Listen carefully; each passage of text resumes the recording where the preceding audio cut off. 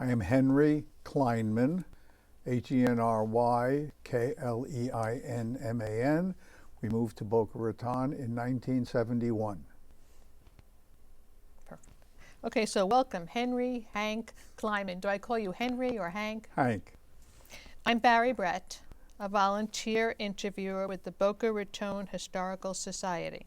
Today is, I have the wrong date, June 17th, 2016. And this interview is for the Jewish Oral History Project. We're taping this interview at the television studios at Lynn University in Boca Raton, Florida. So here we go. Can you tell us what made you move to Boca Raton and what year that was? Well, we moved to Boca Raton in 1971. Actually, I had come to Florida in 1970 on business, and because it was the summertime, I brought the family down with me. Okay, when it came time to go back, everybody wanted to stay. So I said, "I'm sorry, I have a job up in New Jersey," and through just partly luck and partly everything else, the following spring, I got a job offer down in Florida. So we had a good excuse to do what they wanted me to do a year before. Okay, so I understand that you're very active, you were very active, and you are very active in the Jewish community. What was it like? What was the Jewish community like when you first arrived, and what was your involvement? And then we'll segue to what your involvement is today. Well, there was really a very limited Jewish community. My work was in West Palm Beach, and the people I met at the synagogues in West Palm Beach told me I was crazy to want to go to Boca because there were no Jews in Boca. We decided we wanted to move to Boca, in part because it was one of the two locales that had, quote, the best elementary schools in Palm Beach County. And secondly, we had lived in the New York City suburbs and didn't want to be that far away from any restaurants, culture, music, and everything else. So Boca was a good reason to move here for two reasons. And we had been able to make contact and did find that there was a small congregation operating in Boca, and we felt comfortable moving here. Tell us about, well, first of all, what did you do for a living? I was an electrical engineer, and I had worked for RCA for many, many years, and then came down with ITT, who had a manufacturing facility in West Palm. Okay, so tell us about that little involvement at the beginning of the Jewish community in Boca Raton. Well, the advantage of being involved in a little community is there's nobody else to do anything. You know, so everybody has to pitch in, everybody has to do things. It was a Reform congregation, quite a liberal Reform congregation. I got involved primarily with the education. There were about 35 families in the congregation, which meant we had 40 or 50 kids who needed school. So I was very involved with the getting the school, not getting the school going. There was something going already, but in trying to shape the school and make it a reasonably good Jewish education for the kids. Was it a challenge? Was it a challenge being Jewish in 1971, being in the first families? Well, the challenge only existed because there was no infrastructure. So at that time, there was, while there were areas in Boca that were, quote, restricted, generally the town was not antagonistic. There were no problems from that standpoint in terms of being Jewish. But the only vehicle, the only thing that to support your Jewishness in Boca was the Hebrew congregation. There was nothing else. When you say restricted, were there some places you could not attend, or? Well, no. At that time, the Royal Palm Country Club and the houses associated with it would not admit Jews, and it was until quite a few years later when someone finally decided they would buy in there and make an issue of it. But okay. Did that affect you? I mean, were you bothered by that? Well, since I couldn't afford to move into the World Palm Country Club, it didn't bother me. If I had wanted to, it would have bothered me. So you got active with the temple. And so what did you do? You were on the education committee. What were your other activities involved at that time? Well, that was primarily it. Again, a small congregation. I really can't recall. We had, as I said, a rabbi. My wife mentioned a rabbi was hired finally in 1971. So the ritual issues were pretty much handled by the rabbi, and there wasn't too much else doing. I don't recall. I don't believe I was a board member. Maybe I was, because with that few people, you probably had more than one hat. So how did it grow? How did your involvement grow, and how did you see the community grow? How did you see the Jewish community grow, and what was your involvement as it grew these decades? Well, we said 71. By 66, 67, the congregation had grown in size, became Temple Bethel, and finally was able to build their own building on 4th Avenue. At that time, I continued to be interested in the education aspect of it. I didn't get too involved with the politics of being on the, involved in trying to run the congregation. So for how many years do you think you did that, from 1971 till, how long were you involved with the education? I don't really recall. You try to, I tried looking up when I did what and when we did what. Eventually, we decided that the congregation was really getting too big and too impersonal. Our kids were out of the school, so that the personal need to be involved in that, ceased to exist, and we just felt that the congregation was getting too big, too impersonal. To say too professional, maybe not the right statement, but again, it was being run by the rabbis and by the board of directors, and it became less satisfying to be a member. Okay, so how did you show your Judaism? What did you do then? It seems like you're very active. You were very active in starting and being on the committee. How did you stay involved? Well, what we ended up doing, we ended up joining another small congregation. we ended up joining the congregation called Kol Ami.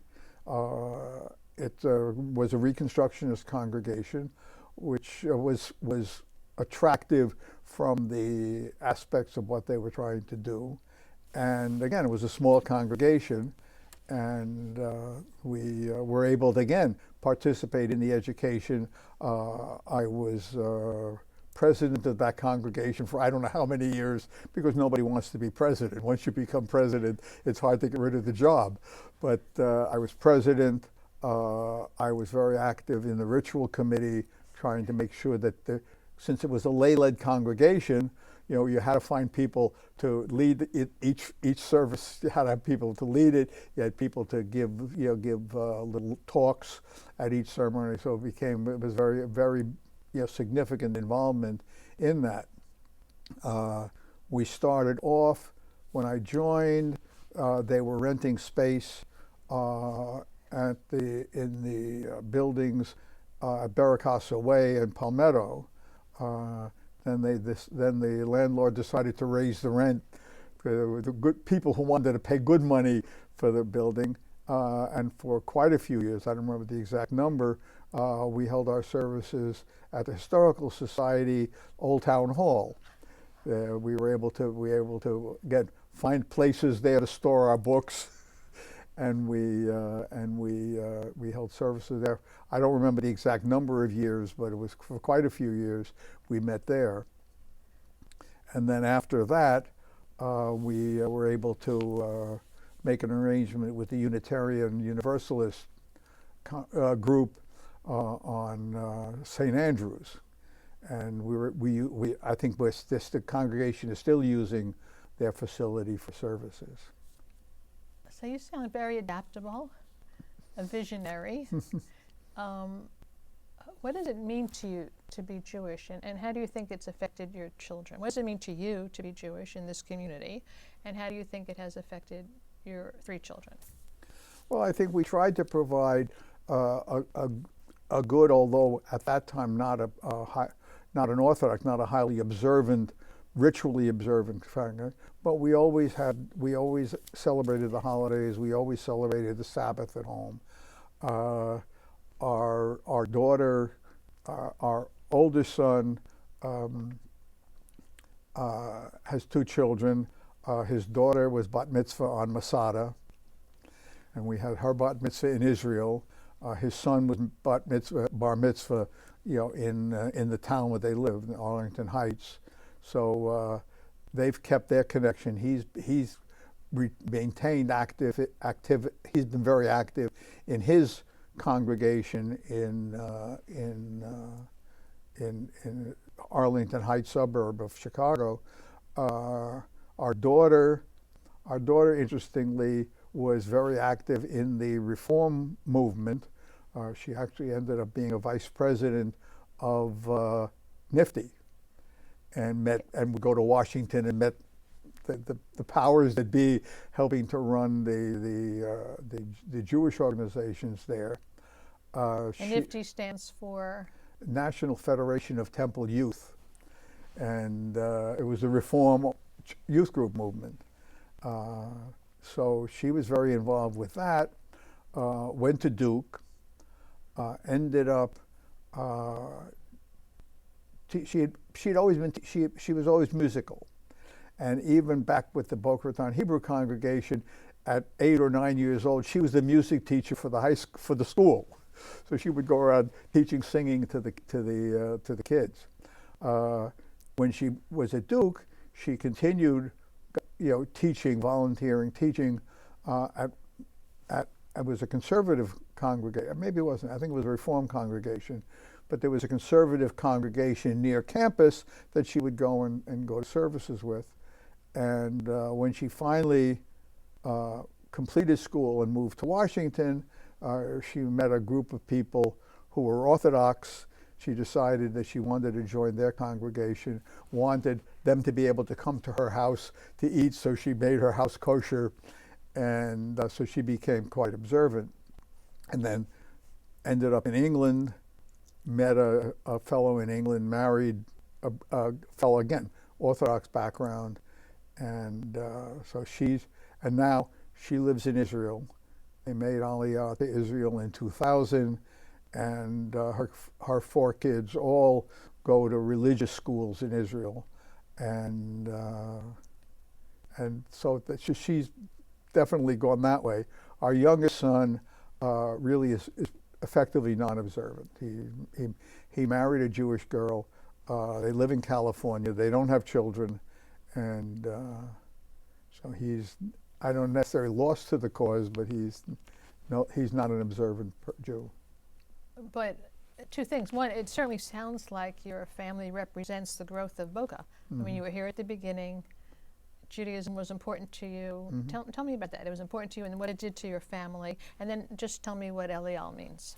Aliyah means going up. It's the definition of Aliyah is going up. When someone decides to emigrate to Israel, they call that Aliyah. Okay. So that's what. So talk about the transition for your family from this little community, first families, and now you've all grown. You've been through different factions. Just talk about that for a little bit. And now they're all their own way, but Judaism is still.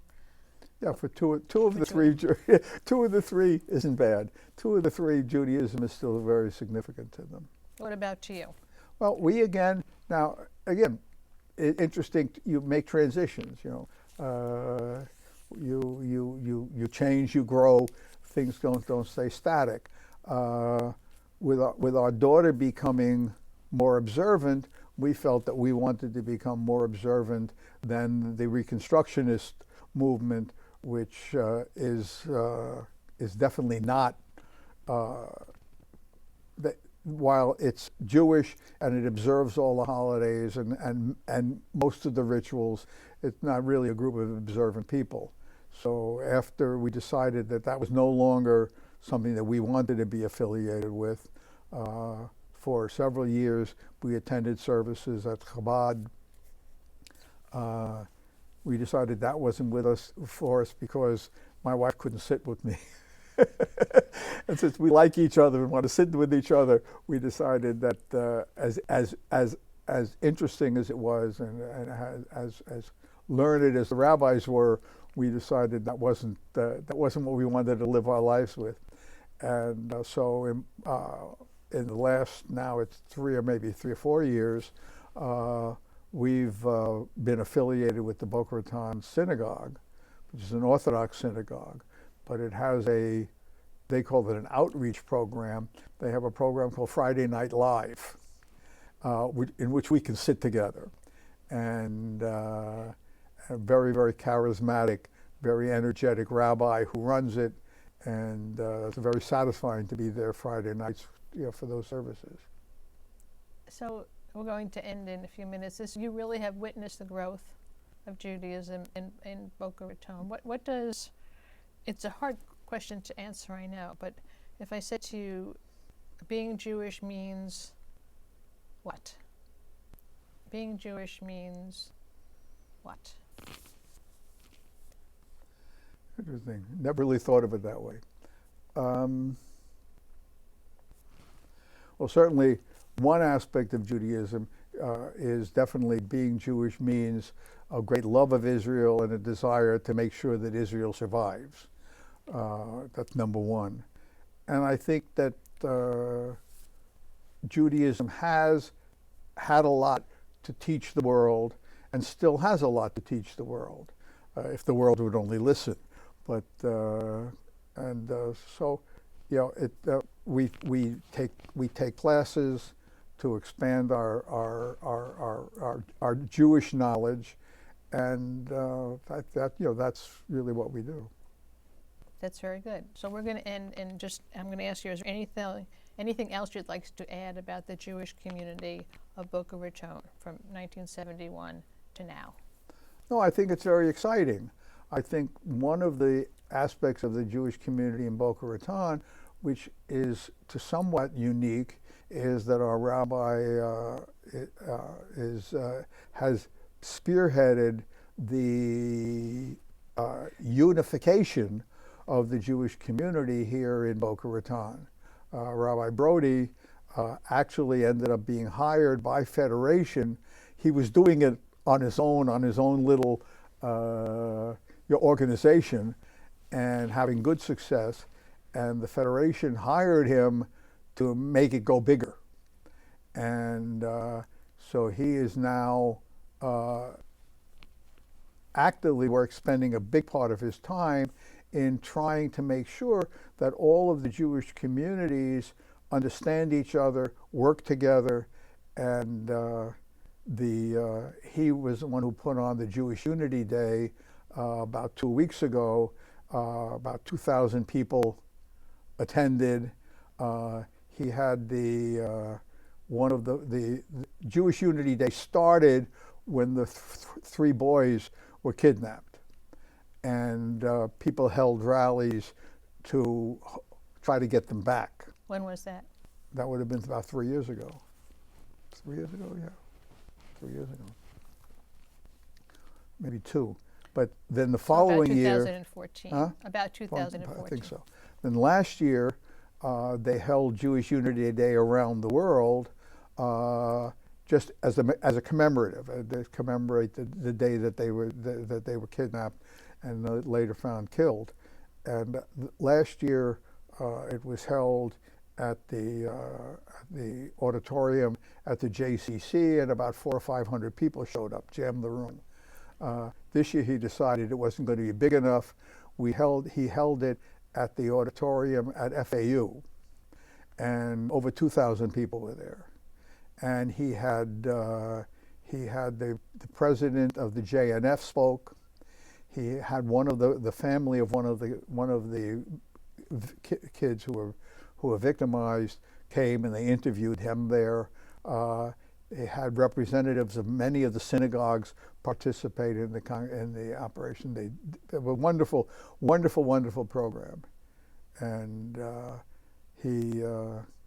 and that's what he's doing. His job is to try to one of his jobs is to try to make sure that everybody in the Boca area knows what the organizations are, what they do, how they can cooperate.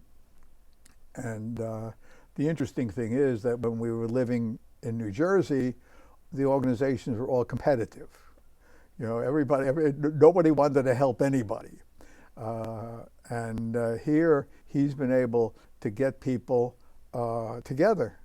And last spring, he was very excited because the magazine of the JCC published a photograph that he took on the cover, which was every rabbi in Boca Raton and Del Rey all together in one photograph. And he's continued that. You know. I think that's a really good summary of from 1971 to 2016. Thank you, Henry Hank Kleinman. Okay.